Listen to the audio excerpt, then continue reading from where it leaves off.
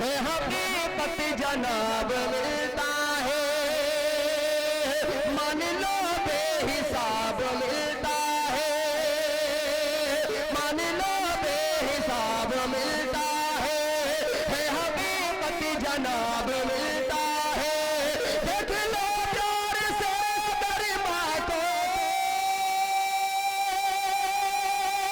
دیکھ لو پیار سے گرما کو، دیکھ لو پیار سے گرما کو، ایک حج کا ثواب ملتا ہے، ایک حج کا۔ ارے واہ! میں بہت ہی مبارکباد پیش کرتا ہوں ریوان کے تمام باشندوں کو جنہوں نے آج کی نورائی بزم سجائی، اور تمام شرح کرام علماء کرام کو یہاں آنے کا موقع دیا، اور آج کے اس جلسے سیرت النبی و نعتیہ مشاعرے کی خوبصورت سرپرستی فرما رہے عالی جناب پردھان محمد جمال خان صاحب، جو بہت ہی نیک دل انسان ہیں، بہت ہی خوبصورت انسان ہیں، بہت ہی اچھے انسان ہیں، اور اسی کے ساتھ ساتھ آج کے جلسے مشاعرے کی صدر فرما رہے عالی جناب حضرت مولانا محمد یعقوب صاحب بہادر گنجوی۔ آئیے دوستو، دنیا ترنم سے سفر کرتے ہوئے دنیا خطابت کا سفر کرتے ہیں، اور ملک ہندوستان کے ایک عظیم مقرر تک پہنچنے کی جسارت کرتے ہیں۔ عظیم المرتبت، رفیع الشان، مفکر قوم ملت، ایک دینی و علمی درسگاہ کے بے مثل خطیب و ادیب، جن کا علمی خانوادے سے تعلق رہا ہے، جن کی آمد کے لیے ہم اور آپ آنکھیں اور پلکیں ہی نہیں بلکہ دل کا فرش بچھائے شدت سے انتظار کر رہے تھے، وہ عظیم شخصیت منبر رسول پہ جلوہ افروز ہے۔ آپ سمجھ گئے ہوں گے وہ نام کوئی اور نہیں بلکہ وہ نام حضرت مولانا محمد انس صاحب ندوی دامت برکاتہم العالیہ کا ہے۔ میں بہت ہی ادب و احترام کے ساتھ حضرت والے سے گزارش کر رہا ہوں کہ آپ تشریف لائیں اور اپنے نورانی و عرفانی خطاب سے ہم تمامی سامعین کو محظوظ و مستفیض فرمائیں۔ میں ملتمس ہوں، منتظر ہوں حضرت والا کا، اور ان 4 مصروں سے استقبال کرتا ہوں کہ الگ بات ہے خاموش کھڑے رہتے ہیں، یہ الگ بات ہے خاموش کھڑے رہتے ہیں، پھر بھی جو لوگ بڑے ہیں وہ بڑے رہتے ہیں۔ ایسے اسلاف سے ملتا ہے حضرت کا شجرہ، ایسے اسلاف سے ملتا ہے حضرت کا شجرہ، جن کی چوکھٹ پہ کئی تاج پڑے رہتے ہیں، جن کی چوکھٹ پہ کئی تاج پڑے رہتے ہیں۔ مائک پر حضرت مولانا محمد انس صاحب ندوی دامت برکاتہم العالیہ۔ ناظم جلسہ نے جن صفات سے مجھے متصف کیا ہے، اللہ تعالیٰ سے دعا ہے کہ اللہ تعالیٰ اس ناچیز کو اس کا حامل بنائے، آمین اللہم۔ الحمدللہ نحمده ونستعینه ونستغفره ونؤمن به ونتوکل علیہ ونعوذ باللہ من شرور انفسنا ومن سیئات اعمالنا، من يهده الله فلا مضل له ومن يضلل فلا هادي له، ونشهد ان لا اله الا الله وحده لا شريك له، ونشهد ان سيدنا وشفيعنا وحبيبنا وسندنا ومولانا محمدا عبده ورسوله، اما بعد فاعوذ بالله من الشيطان الرجيم، بسم الله الرحمن الرحيم، هو الله الذي لا اله الا هو عالم الغيب والشهادة، هو الرحمن الرحيم، هو الله الذي لا اله الا هو الملك القدوس السلام المؤمن المهيمن العزيز الجبار المتكبر، سبحان الله عما يشركون، هو الله الخالق البارئ المصور، له الأسماء الحسنى إلى آخر الآية. وقال تعالى الله لا إله إلا هو الحي القيوم لا تأخذه سنة ولا نوم إلى آخر الآية. وقال تعالى قل هو الله أحد الله الصمد لم يلد ولم يولد ولم يكن له كفوا أحد. صدق الله العلي العظيم. اسٹیج پر بیٹھے ہوئے معزز و مکرم حضرات کرام، سامعین کرام اور خواتین اسلام،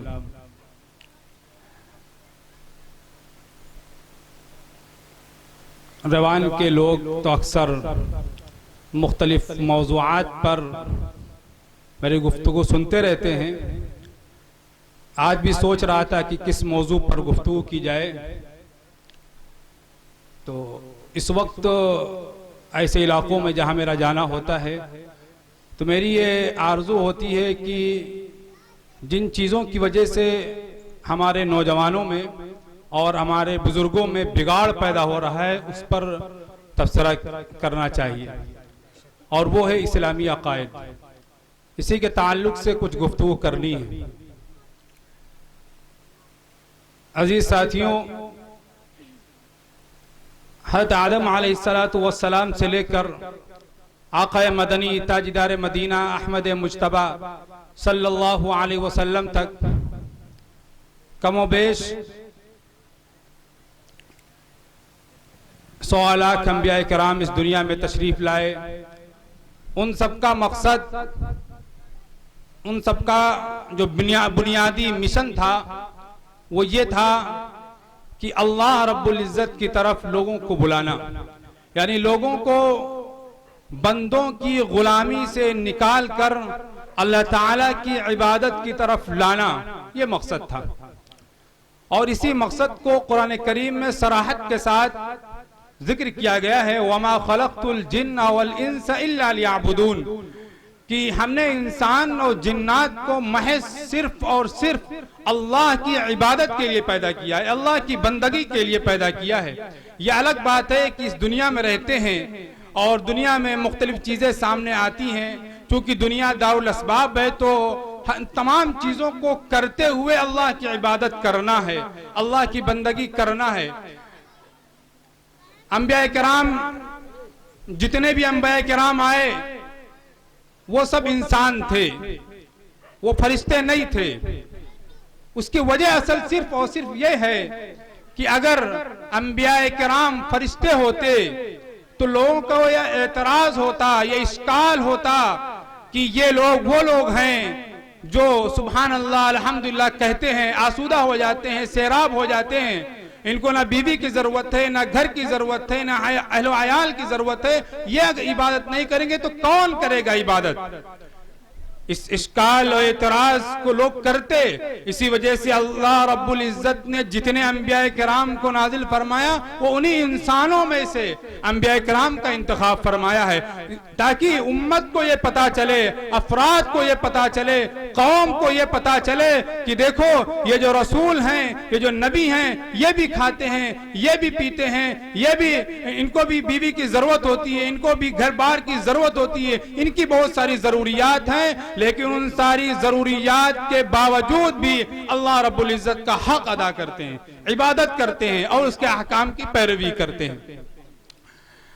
بتانا مقصد یہ ہے کہ جتنے انبیاء کرام آئے سب کا مقصد، مشن صرف یہی ہے، یا قوم اعبدوا اللہ ما لکم من الہ غیر، اے قوم اللہ کی عبادت کرو، اس کے علاوہ کوئی تمہارا معبود نہیں ہے۔ قولوا لا الہ الا اللہ تفلحوا، لا الہ الا اللہ کہہ دو اللہ ایک ہے، اسی میں کامیابی ہے ورنہ ناکامی طے ہے۔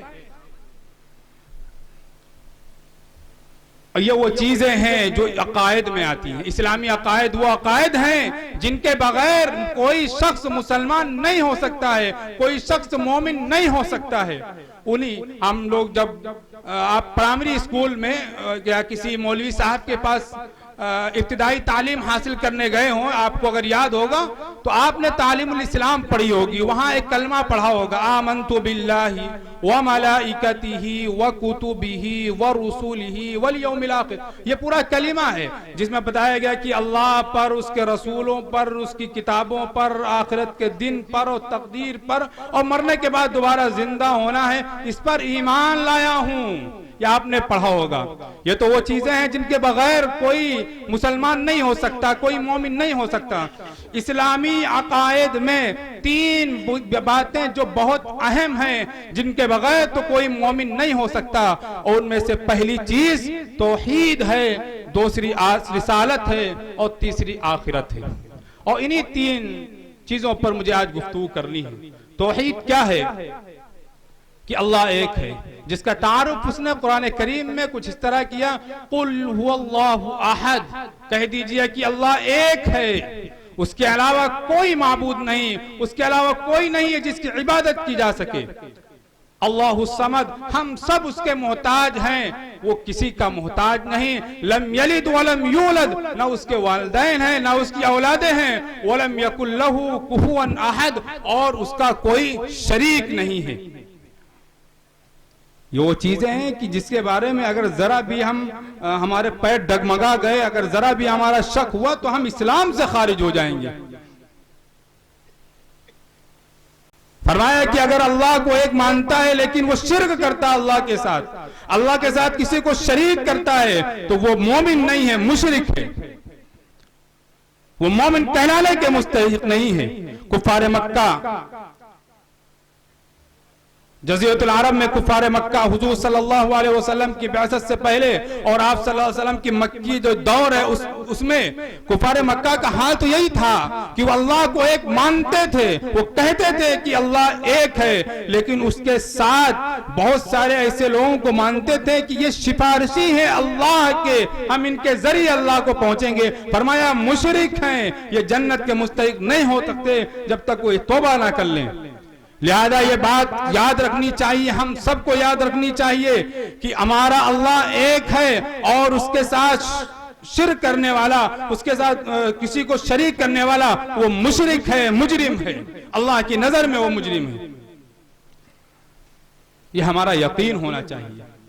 لہذا جب یہ بات طے ہو گئی کہ اللہ ایک ہے، اس کے ساتھ کسی کو شریک کرنا جائز نہیں ہے بلکہ حرام ہے، تو یہ بھی سمجھ لینا چاہیے کہ اسی کے لیے سجدہ ہوگا، اسی کے لیے رکوع ہوگا، اسی کے نام پر جانور ذبح ہوگا. کسی بزرگ، کسی ولی کے نام پر جانور ذبح نہیں کیا جائے گا. کسی بزرگ کے سامنے یہ ماتھا نہیں ٹکے گا. کسی بزرگ کے سامنے، کسی ولی کے سامنے، کسی قبر کے سامنے ہم رکوع نہیں کریں گے، سجدہ نہیں کریں گے. یاد رکھیے یہ یقین ہونا چاہیے. ایک شخص چوری کرتا ہے، ڈکیتی کرتا ہے، وہ ایک محدود حد تک گناہ کر رہا ہے، مجرم ہے، چور مجرم ہے، ڈکیت مجرم ہے، لیکن وہ ایک حد تک ہے. اس نے چوری کی، اس کا گناہ لکھ لیا گیا. اس نے ڈکیتی کی، اس کا گناہ لکھ دیا گیا، جو قیامت میں اس کو ملے گا اگر اس نے توبہ نہیں کی، اگر اس نے اس مال کو نہیں لوٹایا. لیکن اللہ کے ساتھ شرک کرنے والا، اللہ کے ساتھ کسی کو شریک کرتا ہے تو وہ ایسا مجرم ہے کہ 24 گھنٹہ وہ مجرم ہے. 24 گھنٹہ وہ مجرم ہے، کیونکہ اس کے ذہن و دماغ میں یہ بات بسی ہوئی ہے کہ اللہ کے ساتھ وہ لوگوں کو جو شریک کر رہا ہے یہ اس کے دل و دماغ میں ہے. لہذا وہ 24 گھنٹوں کا وہ ظالم ہے، مجرم ہے. اس لیے خوب یاد رکھنی چاہیے کہ ہمارا یہ عقیدہ ہونا چاہیے کہ ہمارا سر جھکے گا. ہم اگر رکوع کریں گے، اگر ہم کسی کے نام پر جانور قربان کریں گے، اگر ہم کسی کے لیے روزہ رکھیں گے تو وہ صرف اللہ ہے جو ایک ہے، اور اس کے علاوہ کسی کے نام پر ہم کچھ نہیں کریں گے. اور یہ ایشور ایک ہے، اللہ ایک ہے، یہ صرف مذہب اسلام نہیں سکھاتا بلکہ سارے مذہب کے لوگ اور بطور خاص سناتن دھرم کے لوگ کہ کتابوں میں بھی یہ بات لکھی ہوئی ہے کہ ایشور بھگوان صرف اور صرف ایک ہے، اس کے علاوہ کوئی نہیں ہے، اس کی کوئی پکچر نہیں ہے، کوئی تصویر نہیں ہے. یہ سارے مذہب کے لوگ کہتے ہیں. لیکن اس کے باوجود اگر کوئی اپنا سفارشی بنا رہا ہے تو وہ مذہب کا، قوم کا مجرم ہے. لہذا اب ہم یہیں پر ایک اور نقطہ بیان کرنا چاہتا ہوں، وہ یہ کہ ہم اس ہندوستان میں رہتے ہیں. اس ہندوستان میں مختلف مذہب کے ماننے والے لوگ بھی رہتے ہیں. ہم ان کے ساتھ اٹھتے ہیں، بیٹھتے ہیں، انسانیت کے ناطے ان کی مدد کرتے ہیں، انسانیت کے ناطے ان کا ہاتھ بٹاتے ہیں، انسانیت کے ناطے غم اور دکھ میں اور غم میں اور خوشی میں شریک ہوتے ہیں. ہونا بھی چاہیے. لیکن یہ بات تو یاد رکھنی چاہیے، اس کے تعلق سے قرآن مجید میں صراحت کے ساتھ ایک پوری سورت نازل فرمائی گئی. قُلْ يَا أَيُّهَا الْكَافِرُونَ لَا أَعْبُدُ مَا تَعْبُدُونَ وَلَا أَنْتُمْ عَابِدُونَ مَا أَعْبُدُ وَلَا أَنَا عَابِدٌ مَا عَبَدتُّمْ وَلَا أَنْتُمْ عَابِدُونَ مَا أَعْبُدُ لَكُمْ دِينُكُمْ وَلِيَ دِينِ. مکمل صورت بیان کر دی گئی، اور اس کا خلاصہ صرف اور صرف یہ ہے کہ مسلمانوں اگر تم ایسے ملک میں اگر رہو جہاں مختلف مذہب کے ماننے والے ہیں تو وہاں یہ بات کہہ دو کہ دیکھو، یہ خطاب کر دو، یہ پیغام پہنچا دو کہ دیکھو ہم جس چیز کی عبادت کرتے ہیں، جس کی بندگی کرتے ہیں، اس کی تم لوگ عبادت نہیں کرتے ہو، اور جس کی تم لوگ عبادت کرتے ہو اس کی ہم عبادت نہیں کر سکتے ہیں۔ لہذا اس موجودہ بلکہ اس ہندوستان میں چونکہ مختلف مذہب کے ماننے والے ہیں، لہذا ہم اعلان کرتے ہیں کہ ہم تمہارے مذہب کا سمان کرتے ہیں، ہم تمہارے مذہب کو برا بھلا نہیں کہتے ہیں، لیکن لکم دینکم ولی دین، ہمارا مذہب ہمارے ساتھ ہے، آپ کا مذہب آپ کے ساتھ ہے۔ کیونکہ دوسرے مذہب کو برا بھلا کہنے والے کو قرآن نے منع کیا ہے، وَلَا تَسُبُّوا الَّذِينَ يَدْعُونَ مِن دُونِ اللَّهِ فَيَسُبُّوا اللَّهَ عَدْوًا بِغَيْرِ عِلْمٍ۔ قرآن منع کر رہا ہے کہ اے مسلمانوں دیکھو، یاد رکھو کہ تم دوسروں کے معبودوں کو برا بھلا مت کہنا۔ اگر تم ایسی جگہوں پر رہتے ہو جہاں مختلف مذہب کے ماننے والے لوگ رہتے ہیں تو یہ بات یاد رکھنا کہ ان کے مذہب کو برا بھلا مت کہنا، ان کے مذہب کی توہین مت کرنا، کیونکہ اگر تم ان کے مذہب کی توہین کرو گے، ان کے مذہب کو برا بھلا کہو گے تو وہ تمہارے مذہب کو، تمہارے ایشور کو بھی وہ برا بھلا کہیں گے۔ نتیجہ یہ ہوگا کہ آپس میں خلفشار پیدا ہوگا، جھگڑے پیدا ہوں گے، فساد اور فتنہ برپا ہوگا، نتیجہ کچھ نہیں نکلے گا۔ اس لیے یاد رکھیے، یہ قرآن اعلان کہہ رہا ہے۔ یہاں اگر ہمارے غیر مسلم بھائی ہیں وہ سن رہے ہیں تو ان سے بھی کہنا چاہتا ہوں کہ قرآن جو ہماری سب سے بڑی کتاب ہے، جس پر ہمارا ایمان ہے، وہ قرآن ہم سے یہ کہہ رہا ہے وَلَا تَسُبُّوا الَّذِينَ يَدْعُونَ مِن دُونِ اللَّهِ، کہ اے مسلمانوں کسی دوسرے کے معبودوں کو برا بھلا مت کہنا، ورنہ وہ تمہارے معبود کو برا بھلا کہے گا، نتیجہ کیا ہوگا؟ فساد ہوگا، فتنہ ہوگا۔ قرآن نے منع کر دیا۔ لہذا ایسے موقع پر جب کوئی انسانیت کی بات آئے تو ہم ایک بھائی ہونے کے ناطے ہم اپنے غیر مسلم بھائیوں کے ساتھ ہمدردی کا برتاؤ کریں، ہم ان کے ساتھ اچھا حسن سلوک کریں، ہم ان کے ساتھ اٹھیں بیٹھیں، اخلاق کے ساتھ پیش آئیں، یہ سب کچھ کریں۔ اگر وہ بیمار ہے تو اس کی عیادت کے لیے جائیں، انسانیت کے ناطے وہ بھائی ہے، عیادت کرنے کے لیے جائیں۔ اگر وہ اس کے یہاں کوئی کسی کا انتقال ہو گیا ہے تو تعزیت کے لیے جائیں، اس کے دکھ غم میں شریک ہوں کہ ہاں میں آیا ہوں، دکھ میں شریک ہے، لیکن ان سے یہ بھی بات کہہ دیجئے کہ دیکھو انسانیت کے ناطے تو ہم آپ کے ساتھ ہیں، ہم آپ کے شانہ بشانہ آپ کے ساتھ کھڑے ہیں۔ اگر ملک کی بھی بات آ جائے گی تو آپ کے شانہ بشانہ آپ کے ساتھ رہیں گے، لیکن جب مذہب کا معاملہ آئے گا، دین کا معاملہ آئے گا تو قرآن کریم نے چونکہ ہمارے یہاں ایک ایسی چیز ہے جو بہت جس سے روکا گیا ہے، اور وہ یہ ہے کہ اللہ کے ساتھ کسی کو شریک کرنا۔ یہ فرمایا گیا قرآن کریم میں ان الشرک لظلم عظیم، کہ اللہ کے ساتھ کسی کو شریک کرنا سب سے بڑا ظلم ہے۔ لہذا ہمارے مذہب میں اللہ کے ساتھ اگر کوئی کسی کو شریک کرتا ہے تو اس کو بہت بڑا ظلم کہا گیا ہے۔ اس لیے مذہب کے معاملے میں ذرا ہم دور ہیں۔ آپ اپنے مذہبی تہوار کو خوشی سے منائیے، ہم رکاوٹ پیدا نہیں کریں گے، ہم اپنے مذہب کو خوشی سے منائیں گے۔ آپ ہمارے مذہب پر انگلی مت اٹھائیے، آپ اپنے مذہب پر عمل کریں، ہم اپنے مذہب پر عمل کریں۔ مذہب کے معاملے میں کسی بھی طرح کا کمپرومائز نہیں ہے، مذہب کے معاملے میں کسی بھی طرح کا سمجھوتا نہیں ہے۔ باقی انسانیت کے ناطے ہر ساتھ، ہم لمحہ ہر وقت آپ کے ساتھ ہیں، یہ ہونا چاہیے۔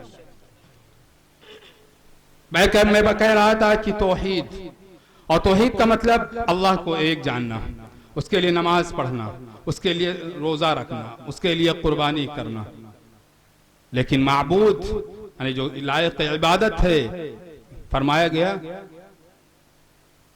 قُلْ إِنَّ صَلَاتِي وَنُسُكِي وَمَحْيَايَ وَمَمَاتِي لِلَّهِ رَبِّ الْعَالَمِينَ، کہ پوری زندگی اللہ کے لیے ہو، ہم جو بھی کام کریں گے اللہ کے لیے کریں گے، یہ یقین ہونا چاہیے، یہ دل میں یقین ہونا چاہیے کہ اور یہ جذبہ ہونا چاہیے اور یہ ہونا چاہیے۔ یہ وہ چیزیں ہیں جو اسلام کی بنیادی عقائد میں آتی ہیں اور اس کے بغیر کوئی مسلمان نہیں ہو سکتا ہے۔ اسی لیے خوب یاد رکھنا چاہیے کہ وہی اللہ ہے جو سب کچھ کر سکتا ہے، وہی اللہ ہے، اسی کے ہاتھ میں سب کچھ ہے۔ اللہ لا الہ الا هو الحی القیوم لا تاخذہ سنۃ ولا نوم۔ اللہ ایک ہے، اسی کے قبضے قدرت میں ہر چیز ہے، وہ زندہ ہے، اس کو نیند تو بہت دور کی بات ہے، اونگ تک بھی نہیں آتی ہے۔ لہ ما فی السماوات وما فی الارض، زمین آسمان اور فضا، یہ ساری چیزیں، زمین ہو، آسمان ہو، فضا ہو، دریا ہو، نالے ہو، درخت ہو، ساری چیزوں پر اللہ کی حکمرانی ہے، اللہ کا اقتدار ہے۔ من ذا الذي يشفع عنده إلا بإذنه يعلم ما بين أيديهم وما خلفهم ولا يحيطون بشيء من علمه إلا بما شاء وسع كرسيه السماوات والأرض ولا يؤوده حفظهما وهو العلي العظيم۔ فرمایا گیا کہ اللہ اسی کے لیے ہے، وہ کل قیامت جب برپا ہوگی تو اسی کی اجازت سے سفارش کی جائے گی، اور وہ جانتا ہے تمہارے پاسٹ کو، تمہارے پریزنٹ کو، تمہارے فیوچر کو، وہ جانتا ہے تمہارے ماضی کو، حال کو اور مستقبل کو، وہ جانتا ہے۔ یعلم ما بین ایدیہم وما خلفہم، وہ ماضی کو بھی جانتا ہے، حال کو بھی جانتا ہے، مستقبل کو بھی جانتا ہے، اور اسی کا اقتدار ہے اور وہی بالا تر ہے۔ یہ یقین ہونا چاہیے، اور یقین ہونا چاہیے یخرج الحی من المیت ومخرج المیت من الحی، وہی اللہ ہے جو زندوں سے مردوں کو نکالتا ہے اور مردے کو زندہ۔ یہ یقین ہونا چاہیے، اور یہ بھی یقین ہونا چاہیے للہ ملک السماوات والارض یہب لمن یشاء اناثا ویہب لمن یشاء الذکور او یزوجہم ذکرانا واناثا ویجعل من یشاء عقیما۔ فرمایا گیا کہ جب ہمارے معاشرے میں یہ ایک عجیب وبا پھیلی ہے، معاف کیجئے گا ریوان کے لوگوں، ایک عجیب چیز پھیلی ہوئی ہے کہ جب کسی شخص کی شادی ہوتی ہے، وہ شادی میں شادی ہو جاتی ہے، شادی ہونے کے بعد 1 سال 2 سال 3 سال 4 5 سال گزر جاتے ہیں اور گھر میں کوئی بچہ یا بچی پیدا نہیں ہوتی ہے، تو ہم لوگ سارا الزام لگا دیتے ہیں عورت کے اوپر، اور پھر نوبت یہاں تک آ جاتی ہے کہ طلاق ہو جاتی ہے۔ ایسے مرد حضرات سن لے کان کھول کر جو ایسی حرکت کرتے ہیں کہ اپنی بیوی کو صرف اس وجہ سے کہ کوئی بچہ نہیں ہو رہا ہے، کوئی بچی ہو نہیں ہو رہی، اس لیے طلاق دے رہے ہیں، وہ معاشرے کے لیے مجرم ہیں، وہ معاشرے کے مجرم ہیں، قوم کے مجرم ہیں۔ اگر ہم اس عورت پر، اس پاکیزہ عورت پر یہ الزام لگا رہے ہیں باج پن کا، تو یاد رکھیے کیوں اس کی بیماری پر ذرا آپ اپنے گریبان میں جھانکیے کہ آپ نے بچپن میں کتنی کیسی حرکتیں کی ہیں، کہیں اس کا نتیجہ تو نہیں ہے کہ آج بچے پیدا نہیں ہو رہے ہیں۔ اپنے نتائج پر تو، اپنی ماضی پر کبھی نظر نہیں دوڑائیں گے یہ لوگ، یہ ہو رہا ہے۔ اور بہت سے ایسے لوگ ہوئے جو الزام نہیں دیتے ہیں لیکن پھر چلے جاتے ہیں مولیوں کے پاس تعویذ بنانے کے لیے، چلے جاتے ہیں قبروں کے پاس ماتھا ٹیکنے کے لیے، چلے جاتے ہیں بزرگوں کے پاس مانگنے کے لیے، ان کو سفارش سمجھیں۔ فرمایا یہ شرک ہے، مت جاؤ۔ اسی لیے فرمایا گیا للہ ملک السماوات والارض یخلق ما یشاء یہب لمن یشاء اناثا۔ دیکھو اللہ ہی کی بادشاہت ہے، ذروں پر بھی ہے، قطروں پر بھی ہے، آسمان پر بھی ہے، زمین پر بھی ہے، فضاؤں میں بھی ہے، ہر جگہ ہے۔ لہذا یہ یاد رکھو، یہ جس کو چاہتا ہے بچہ عنایت کرتا ہے، جس کو چاہتا ہے بچی عنایت کرتا ہے، اور جس کو چاہتا ہے دونوں عنایت کرتا ہے۔ وَيَجْعَلُ مَن يَشَاءُ عَقِيمًا، اور جسے چاہتا ہے بانجھ کر دیتا ہے۔ یہ اللہ کے قبضے قدرت میں ہے، لہذا کسی دوسرے کو الزام مت دیجئے، اور اگر کسی کو الزام دینا ہی ہے تو یاد رکھو پہلے اپنے گریبان میں دیکھو، کیونکہ ایسے بہت سارے واقعات ہیں کہ کسی لڑکی کی کسی لڑکے کے شادی ہوئی، کئی سال گزر گئے، بچہ نہیں ہوا، مرد نے اور اپنی بیوی پر الزام لگا دیا، یا بلکہ بیماری کا الزام لگایا کہ فلاں بیماری ہے، بچے نہیں ہو رہے ہیں، جس کے نتیجے میں اس نے اپنی بیوی کو طلاق دے دی۔ لیکن وہی بیوی جب اسی بیوی کا جب کسی دوسری جگہ اس کی شادی ہوتی ہے تو اس سے کئی اولاد اس سے پیدا ہو جاتی ہیں، لیکن یہ مرد جو طلاق دے دیا ہے یہ کئی بیویاں بدل چکا ہوتا ہے، لیکن ایک بیوی سے بھی بچہ نہیں ہوتا ہے۔ اب اس سے پوچھنا چاہیے کہ بتاؤ بیماری کس کے اندر ہے؟ تو ایک الزام لگایا جاتا ہے۔ بہرکیف یہ ایک الگ موضوع ہے، میں توحید پر آ رہا ہوں۔ لہذا جب بھی ہمیں ضرورت پڑے گی تو دنیا دارالاسباب ہے، جیسے کہ ہمارے ابھی مولوی یعقوب نے فرمایا، ایک صاحب کا واقعہ بتایا کہ وہ مسجد میں رو رو کر دعا مانگتے تھے کہ اولاد ہو جائے، لیکن شادی نہیں کی تھی، تو فرمایا دیکھیے یہاں فرمایا گیا ایاک نعبد و ایاک نستعین، ہم اللہ کی عبادت کرتے ہیں اور اس سے ہی مدد طلب کرتے ہیں۔ اب لوگ سوال کرتے ہیں کہ لوگوں سے تو مانگا جاتا ہے، لوگوں سے بھی مدد مانگی جاتی ہے، کیا مسئلہ ہے؟ دیکھیے ایک اصول یاد رکھیے، اللہ نے جو اسباب نازل فرما دیے ہیں ان اسباب کو اختیار کرتے ہوئے اللہ پر بھروسہ کرنا ہے، یہی اصل ایمان ہے، یہی اصل ایمان ہے۔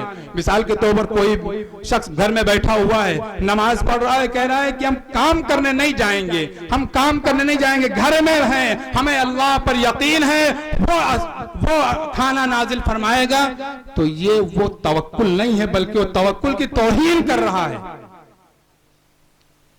حضور اکرم صلی اللہ علیہ وسلم کو جب معراج جبرائیل السلام لے کر چلے براق کے ذریعے، تو بیت المقدس میں جہاں آپ صلی اللہ علیہ وسلم نے امامت فرمائی تو اس براق کو ایک پتھر میں ایک سوراخ تھا، اس میں اس کو باندھ دیا گیا۔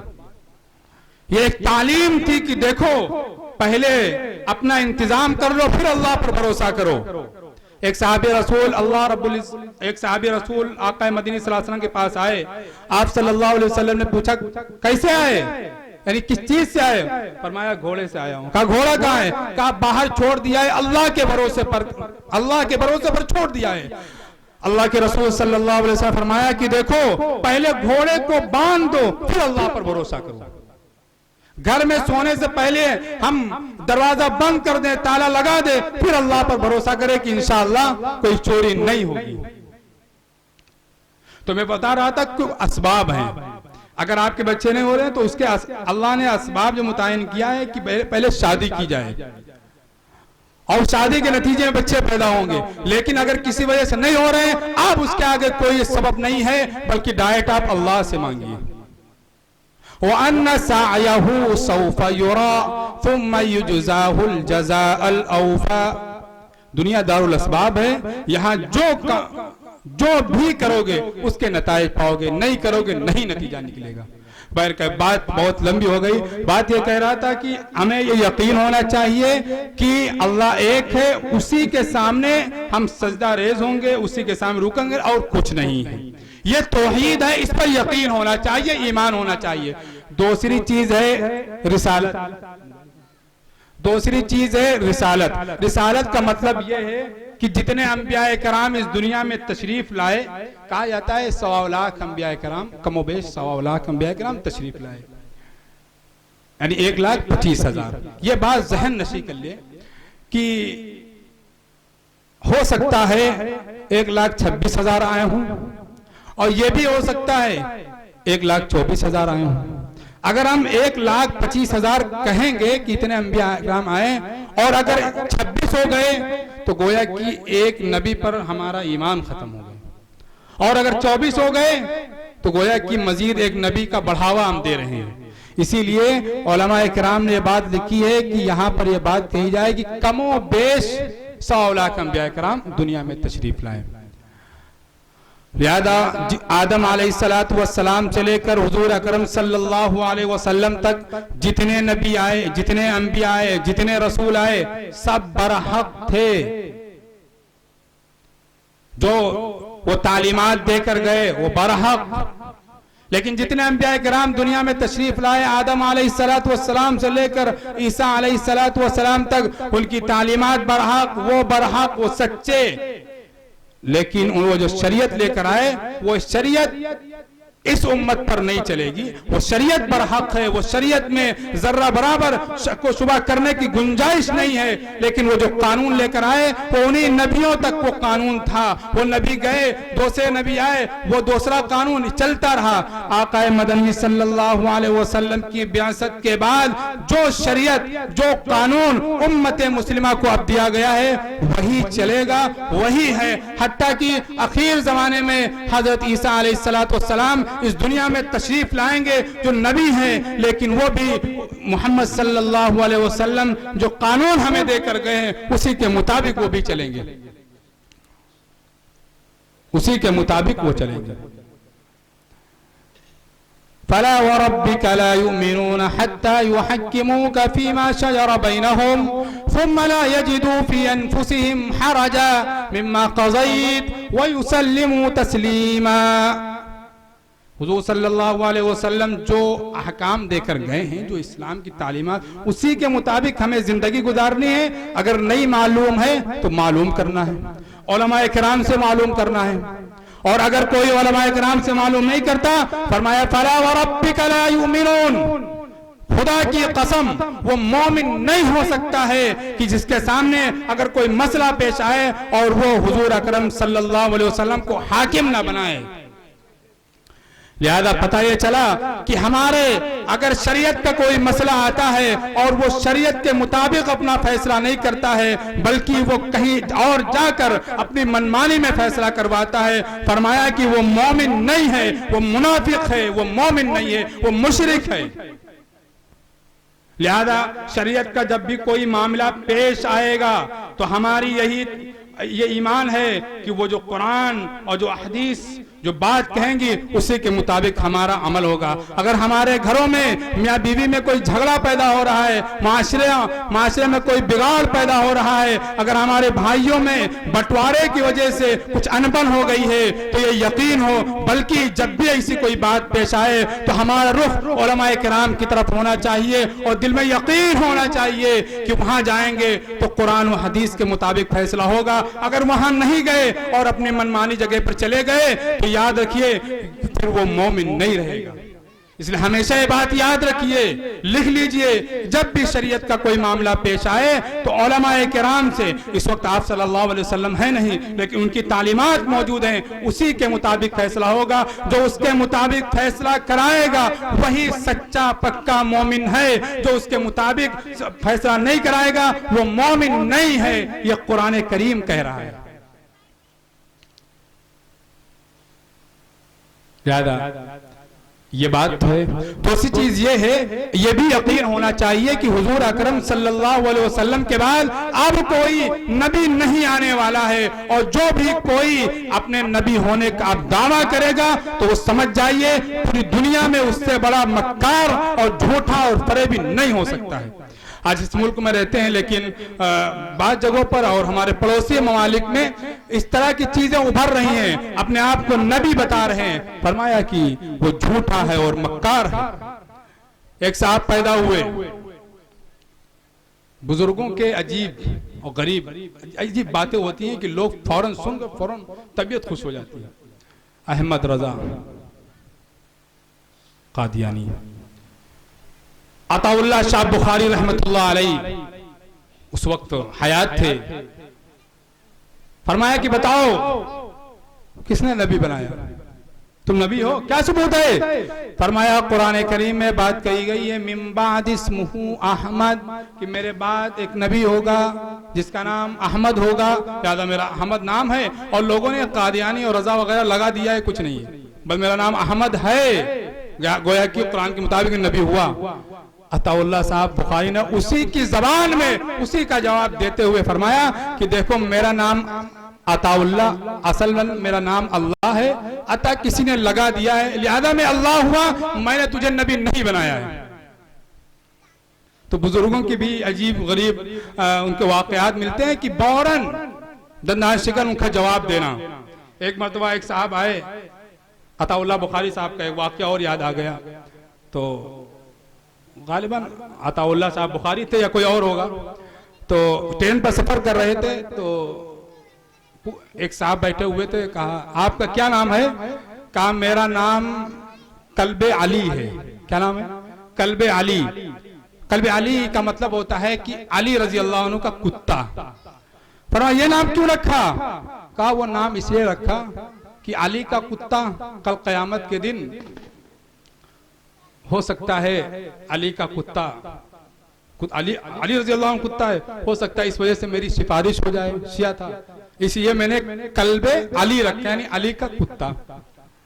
فرمایا کہ اتنے مارے مارے کتے جو اللہ کے بنائے ہوئے کتے ہیں وہ ٹہل رہے ہیں، ان کو کوئی پوچھ نہیں رہا ہے، اور آپ علی کے کتے ہیں، آپ کی مغفرت ہو جائے گی. خیر پھر اس نے کہا حضرت آپ کا کیا نام ہے؟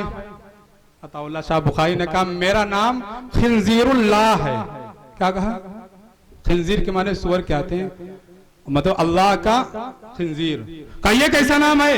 کہا جب اللہ رب العزت علی کے کتے کو کی وجہ سے تمہاری مغفرت کر سکتا ہے تو کیا وہ اپنے بنائے ہوئے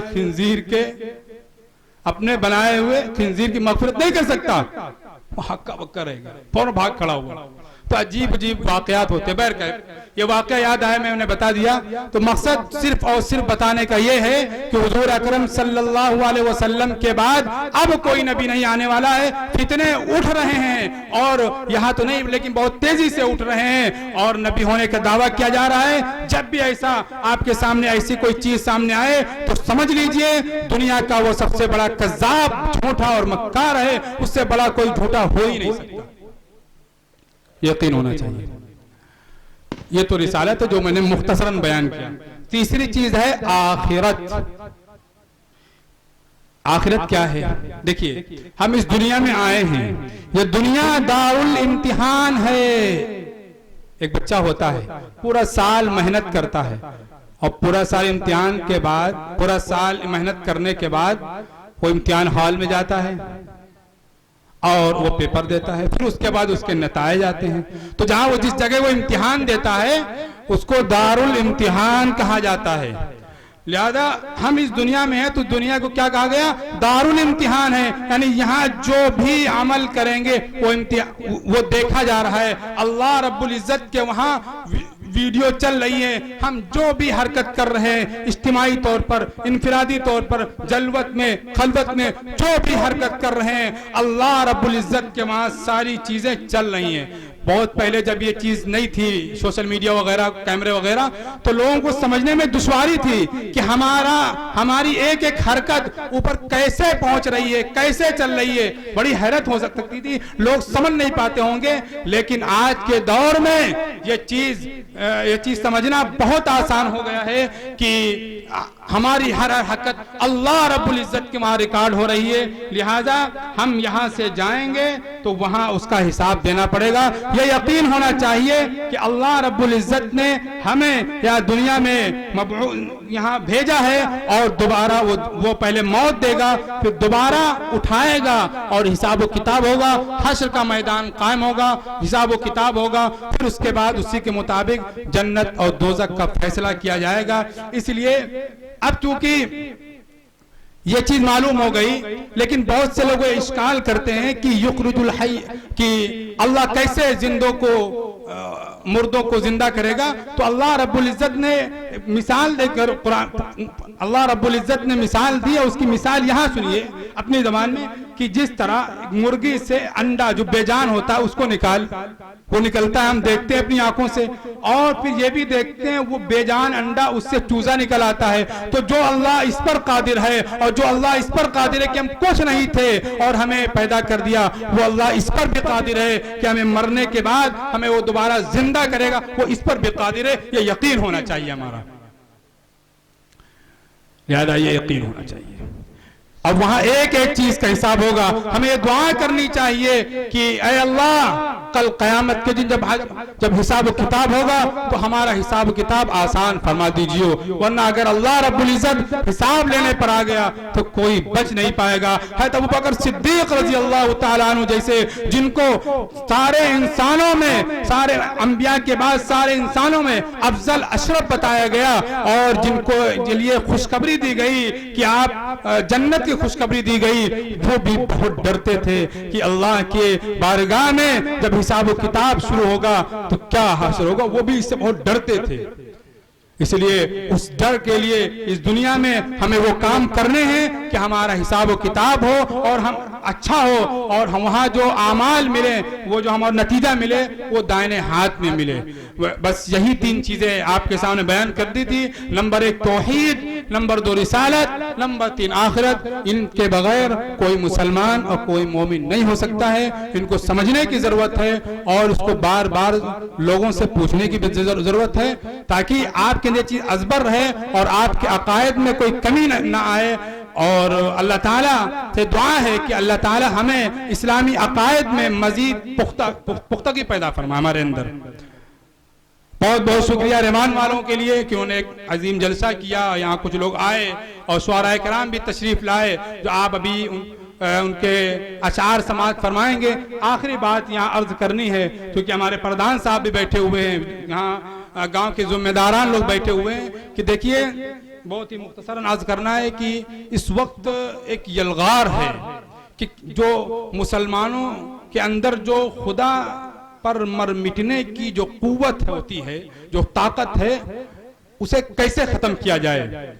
اور اسی کے لیے ایسے اسکول اور ایسے کالج کھولے گئے جہاں اسلامی عقائد کو برباد کیا جاتا ہے. اسی وجہ سے کہا جاتا ہے کہ فرعون نے موسیٰ کے خطرے سے سارے بچوں کو قتل کرنا شروع کر دیا تاکہ موسیٰ علیہ السلام پیدا نہ ہو. تو کسی شاعر نے کیا جو شعر کہا ہے اس وقت مجھے یاد نہیں, لیکن یہ کہا ہے کہ اس کا مطلب یہی ہے کہ اگر فرعون کو یہ بات معلوم ہو جاتی کہ کالج اور اسکول کھول دیے جاتے تو اس کو بچوں کے قتل کرنے کی ضرورت نہ پڑتی, کیونکہ کالج یونیورسٹی میں وہاں جو عقائد برباد کیے جاتے ہیں, حضور صلی اللہ علیہ وسلم کی تعلیمات کو بالائے طاق رکھ کر ان کا مذاق اڑایا جاتا ہے, اس سے بچوں کے عقائد بہت جلد خراب ہو جاتے ہیں. تو آج یہی ایک یلغار ہے ہمارے نوجوان جو بڑے ہیں یا چھوٹے ہیں, جو بھی ہوں, ان کو محتاط رہنے کی ضرورت ہے. اور اس سے زیادہ ہمارے ان کے جو والدین ہیں ان کو محتاط رہنے کی ضرورت ہے. میں نے کئی بار یہاں بات کہی ہے کہ آپ جو چاہے تعلیم دلوا دیں, اعلیٰ سے اعلیٰ تعلیم دلوائیں, لیکن ان اعلیٰ تعلیم سے پہلے ابتدائی مرحلے میں, شروعاتی مرحلے میں اپنے بچوں کو اتنی تعلیم ضرور دلا دیں, اسلامی عقائد, دین کی بنیادی باتیں ضرور دلا دیں, تاکہ اگر دشمنوں کا سامنا ہو تو اس کا جواب تو بہت سے علماء نہیں دے سکتے ہیں, تو بچے کی کیا حیثیت, لیکن ایسا اسے مضبوط کر دیں اسلامی عقائد میں اور دین کی بنیادی باتوں میں کہ اگر وہ جواب نہ دے پائے تو کوئی بات نہیں, لیکن اس کے قدم ڈگمگائے نہ, اس کے قدم ثابت قدم رہے. اتنی تعلیم جب تک بچے کی نہ ہو اس کو اسکول اور کالج میں مت بھیجیں, ورنہ وہ آگے چل کر وہ ایمان پر وہ ثابت رہیں, اس بہت مشکل ہے. آج ہم دیکھتے ہیں ابھی ایک مسلم پرسنل لا کے رکن عمرین محفوظ, غالباً ان کا نام ہے, بہار کے ہیں, ان کی رپورٹ کے مطابق 86 مسلم عورتوں نے غیر مسلموں سے شادی کر لی, گویا کہ اسلام سے وہ خارج ہو. اب یہ نقصان کس کا ہے؟ لڑکیوں کا نہیں ہے, والدین کا ہے. کیوں انہوں نے ایسی تعلیم نہیں دلوائی, کیوں انہیں بنیادی تعلیم نہیں دلوائی کہ آج وہ اسلام سے خارج ہو جائیں, مرتد ہو جائیں؟ یہ والدین کا قصور ہے. کل قیامت کے دن اس نوجوان کا تو دامن پکڑا ہی جائے گا, بچوں کا دامن پکڑا جائے گا, لیکن اس سے پہلے اس کے والدین کا دامن پکڑا جائے گا کہ اصل مجرم آپ ہیں. آپ کے سامنے یہ بات کہی جا رہی تھی کہ اپنے بچوں کو بنیادی تعلیم دلوائیں, لیکن آپ نے نہیں دلائی, لہذا قصور آپ کا ہے. لیکن بہرکیف جو بچے ہیں ان کو چاہیے کہ وہ سیکھیں. اور بات یہ عرض کرنی تھی کہ اس طرح کے جلسے, چونکہ اس میں بہت زیادہ پیسہ بھی خرچ ہوتا ہوگا اور گاؤں دیہات میں بھی اس طرح انتظام کرنا بہت مشکل ہوتا ہے, تو کم از مہینے 2 مہینے میں اس طرح کے پروگرام ہونے چاہیے. اگر آپ خرچ زیادہ آ رہا ہے تو مسجد سب سے بہت بہترین جگہ وہاں اس طرح کے پروگرام ہونے چاہیے جہاں علماء کرام کو بلایا جائے اور ان سے دین کی باتیں سنی جائیں اور ان کے سامنے اپنے سوالات کیے جائیں, ان کے جوابات لیے جائیں تاکہ ہم اپنے اسلام کے بارے میں جان سکے, اسلام کی معلومات ہمیں ہو سکے. یہ بہت ضروری ہے اس دور میں. یہ بہت ضروری ہے کہ ہفتے میں نہ صحیح لیکن مہینے میں اس طرح کا پروگرام کرنا چاہیے. اگر اس طرح کا پروگرام کریں گے تو ہر مہینہ خرچہ کہاں سے آئے گا؟ سب سے اچھی مسجد کی جگہ ہے, وہاں اس طرح کے پروگرام ہونے چاہیے تاکہ ہمیں دین کی باتیں معلوم ہو سکیں اور جو مسلموں جو دشمنان اسلام کے جو یلغار ہے, جو حملے ہیں عقائد پر, وہ ناکام ہو سکیں اور ہمارے بچوں پر وہ اثر انداز نہ ہو تاکہ آنے والی جو ہماری نسل ہو وہ ایمان پر وہ قائم رہے. اس کے لیے ہمیں کوشش ابھی سے کرنی ہے. حالات ویسے نہیں ہیں جیسے پہلے تھے. ابھی ضرورت ہے کہ ہم اس سلسلے میں فکر مند ہوں, سوچیں. اللہ تعالی ہم سب کو کہنے اور سننے سے زیادہ عمل کرنے کی توفیق عطا فرمائے اور اسلامی عقائد کے تعلق سے ہمارے اندر پختگی پیدا فرمائے. وآخر دعوانا ان الحمدللہ رب العالمین.